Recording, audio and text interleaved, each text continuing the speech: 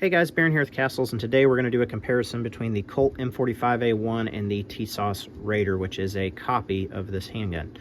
So we'll start with the Colt. A little backstory: this was adopted by the United States Marine Corps and probably the last 1911 ever adopted by the military. And what they requested was a modernized version, so you get a Picatinny rail, ambidextrous controls, G10 grips, Cerakote finish over a stainless slide, 3-dot night sights, and there is a dual recoil spring in here. On top of that, the barrel is a match grade barrel, and depending on which variant you pick up, these will either ship in a Pelican case with 2 Wilson Combat magazines in the black finish, or in a blue Colt box with 2 stainless flush fit magazines.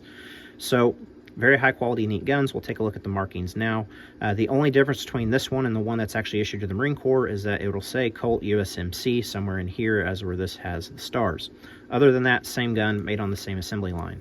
On this side, you can see some of the Colt markings, so Colt government model, manufacturer marking. Your serial number will always end in EGA for Eagle, Globe, and Anchor, Marine Corps.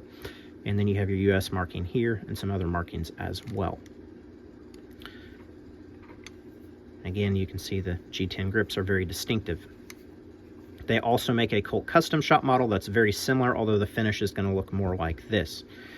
Now, the Raider is a direct copy of it. However, there are some differences. This uses a forged frame and slide, so it's not stainless steel. It is a single standard recoil spring in here. And while it does have 3-dot sights, they are just white sights. This is my personal gun, and I blacked out the rear and put orange on the front. It does come with ambi controls. However, I did remove this side, again, just preference. The G10 grips are slightly different, and the Cerakote color is different. So this is more of a standard 1911 that looks like this model.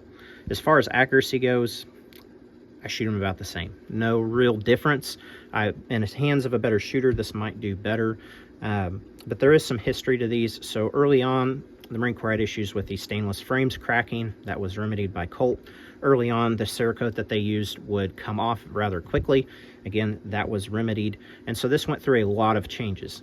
Tisas, when manufacturing this pistol, looked at the complaints from the Marine Corps and addressed them before they ever got this gun into full production, meaning that it's a little more vetted out the gate. If I was going to depend on one with my life, normally I would say go with the Colt. However, I have over 1,000 rounds through this with just one malfunction. Could have been ammo related, really kind of hard to say. Could have been magazine related at that. But one malfunction inside of 1,000 rounds out of a 1911 is very acceptable. The big difference between these is going to be cost. These guns run around $3,500 or so now, especially on the secondary market. When they first came out, they were around the $2,000 mark or so they're a good investment. Anything that says Colt is always a good investment piece, regardless of how the gun performs. And so the guys who bought these early on are now already seeing a return on their investment. The Tisas, being an import Turkish gun, probably not a great investment. But as far as a user goes, I would rather have this to shoot and carry, because I'm not going to worry about collector value on something like this. So here's a look at the markings on the Tisas. You do have the US. Got nothing on that side. There's your G10 versus the Colt.